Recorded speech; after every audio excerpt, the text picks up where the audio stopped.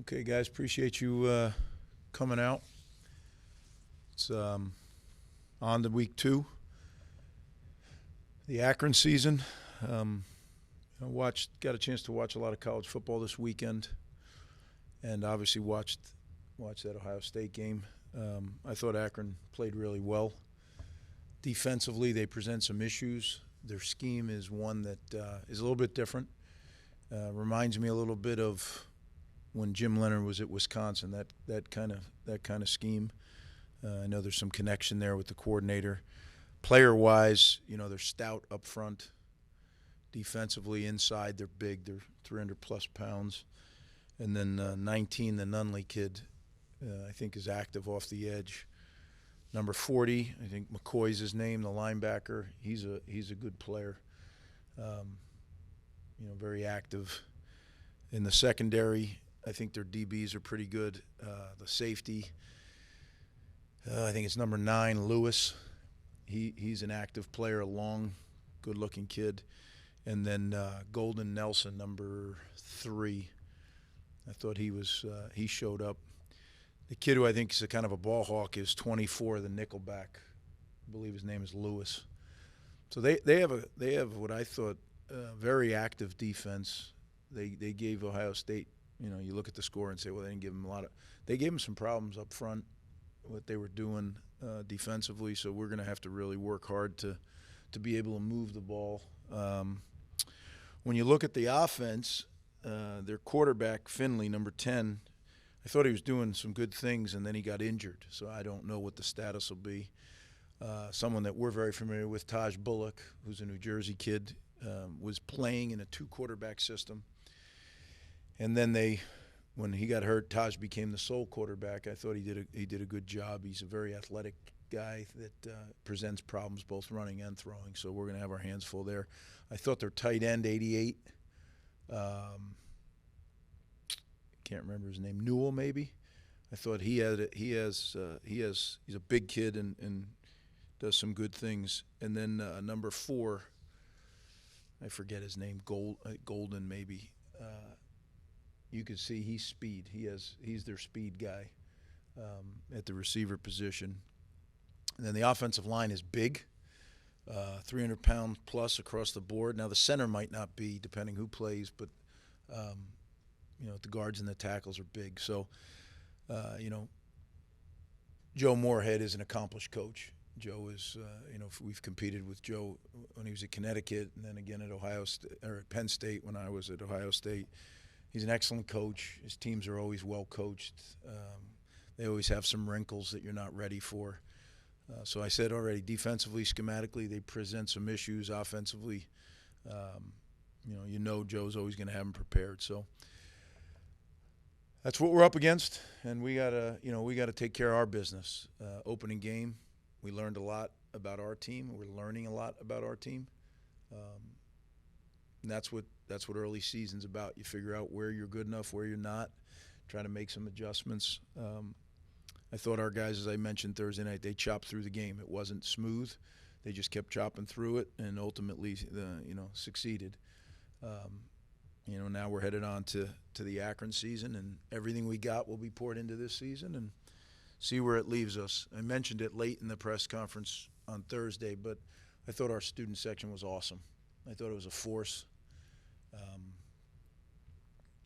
And I think that, quite frankly, they had a lot of fun. But now they've set the standard. And just like, I always say around here, the standard is the standard. Well, the student section set the standard. We need them, and I'm looking forward to seeing them again Saturday. I really think our whole crowd are starting to find their collective voice. And this could get interesting. If we can do our part, I think our fans are going to do their part. So I'm excited about that. So with that, open it up for questions. Still with Kaj Sanders, what did he show you in the spring and then in training camp that allowed him to continue to improve and then earn that starting spot the other day? Yeah, that's a good question. Kaj is a very gifted athlete, right? When you watch him play in high school, and even now, he could be playing on the offensive side of the ball. He's that kind of athlete.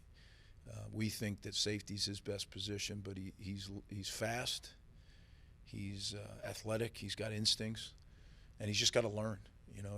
The only thing he lacks is experience. So he'll keep getting that and hopefully continue to get better and better. You mentioned Taj Bullock, being familiar with him, his story as a New Jersey guy. What did you learn about him, and did you personally recruit him as a high school prospect? We did, yeah. We were involved in the recruitment. He ended up going to Virginia Tech, but yeah, he's a St. Peter's Prep kid, and I have a lot of respect for him. He's very tough. He is a tough, hard worker. Yeah. I got to see his dad. His dad was at the 7-on-7 this summer, and we were talking a little bit. But I always had a lot of respect for Taj, the way he carries himself, the way he approaches the game. So again, I don't know who's going to be, the quarterback, who's going to play what, but we'll be ready for both. Coach, what specifically is something that Rutgers can improve on against Akron? Oh, that list is a long, long list. Yeah, we have a laundry list of things we have to improve on. Special teams wise, we had new people kicking off, new person long snapping, new person punting. So we had some glitches there we have to improve on. We had a new person returning, a true freshman, in Ben Black. And as you go back and look at it, Ben had an opportunity there that we just didn't quite see it correctly, but he will eventually. And when he does, he'll be a force. So we have a lot of things special teams wise we got to work on. We missed 2 real opportunities in the punt block game, which we can't afford to do, right? We spend time on it. We got to cash in on it. Offensively, I think we learned more about our offensive line. We learned more about our receiving core. Obviously, we have a new quarterback, so we learned more about what it's like to go under pressure with him. We've been in practice and things, but it's always different during the game. And then defensively, I think we learned about some young linebackers. We learned about a young safety, to Chris's point, and then we learned about our young linebackers.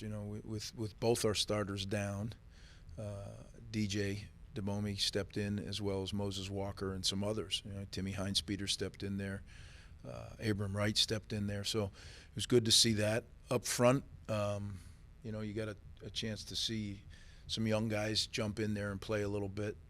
So we learned a lot. We know we have a lot to work on. We were out there last night practicing, which one of the benefits of a Thursday game. Now the players are off today. Today is a big day because tomorrow they start school. And that's when things get really interesting. For the whole month of August, really, end of July, month of August, has just been football. And now here comes, at Rutgers, as I say to you guys all the time, it's quite a challenge. It's a challenging school, one of the top schools in America, and our guys have to compete. And I'm really proud of the way they have competed after summer school. Again, we continue to set new highs. We had the highest team GPA cumulative in the history of Rutgers football, and that's something that I'm very proud of.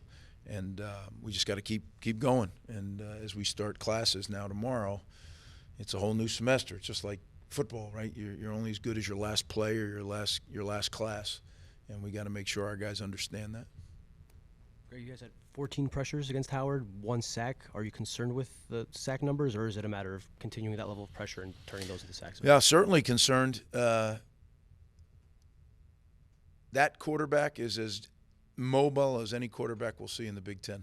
I mean, he could really move. There was a couple times he got into space with our guys, and we couldn't catch him. Right, so he's a very talented young man, but we're going to see another one this week, right? So it seems to be the way college football is headed, and you better have a good plan, and you got to get them on the ground, and hopefully you get them on the ground and get the ball out. So yeah, we have to get better in that area. I think overall defensive front, we played solid, but we didn't play up to our expectation, and we will. I know it's only one game, but I guess what's your assessment so far of the way the O-line performed, and now that there's some continuity at that position, at that unit, how valuable is that? And how do you kind of feel like that's fueling any improvement that group might have? Well, I think as an O-line, as the pieces play together more and more, they're a cohesive unit. And there was a couple times Howard did some really good things schematically on defense. I thought they did a great job and plugged some gaps.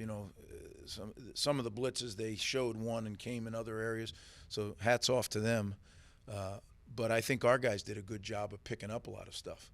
and passing it off, and that's all communication related. That's all being comfortable with one another.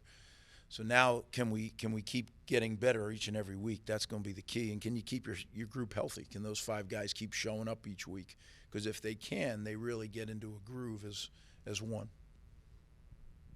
Antoine Raymond, what did you see from him, that performance? Can you just kind of take us through unusual way to get here, right? Early enrollee, as early as he was. Well, it all, you're right. Antoine Raymond, I thought, was very impressive, but we've seen that. We've seen that in the summer in training camp. But very interesting way he came. He was at Clearwater Academy down in Florida, and they dropped their program. So kind of the guys were all scrambling, and we knew, or we came to know that he was going to be eligible to graduate, and if he wanted to reclass and come out in 24, we had a scholarship available for him, and he decided to do that. He and his mom, and so excited. She and his sister and his girlfriend, they all came down to the game, and as I was leaving late Thursday night after doing a lot of recruits and things, they were still here, and it was great to see just the joy on their face. That's the fun part of college coaching, is you see the families just so involved, invested, and enjoying the success of their sons or their brothers or their boyfriend, and that's the pure part of it that keeps a guy like me coming back for more, because it was really cool to see. So now he's got a lot of work to do, but he's a talented young man. Troy Rainey was unavailable last game. It seemed like he was having a nice summer. What's his status, and what can you update there? Yeah, I'm going to, just for the rest of the year, so you guys know, I'm going to just defer to the availability report.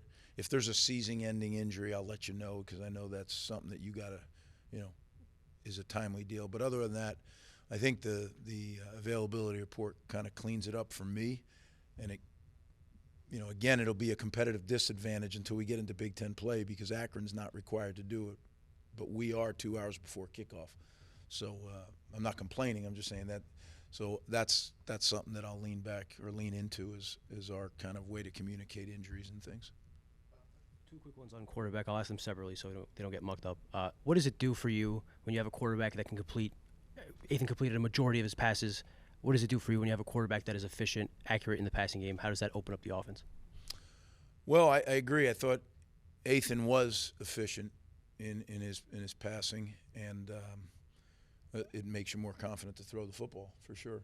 But it allows you to have kind of I know for Kirk, it allows him to kind of be able to ham and egg the play calling a little bit more, which, each week's different depending on what the defense gives you. But, yeah, again, it's one game. Let's not get in front of ourselves, but I was pleased with not only the way he played, Ethan, but the way he prepared all training camp and in the spring.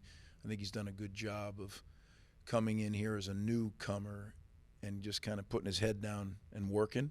And by doing that, I think he's established himself as a leader in our program. It might have been matchup dependent. No passes beyond 20 yards, no real deep attempts in this game. Are you guys confident that when that time comes that you do need some deep passes stretching the field, that Ethan is going to be able to do that for you guys? Yeah, I'm very confident of that. And we had a couple called. We got pressured on one of them, actually on 2 of them, and then a third one, they kind of threw a coverage at us that wasn't, didn't really fit for the play call. So, yeah, but we'll push the ball down the field. Ethan's very good at doing that, so I'm not concerned. But you're right. We gotta hit them. Right? Until you hit them, they're not a threat. Well, guys, I appreciate it. And again, I always appreciate the way you cover our team. So thanks for coming out, and we'll see you later this week.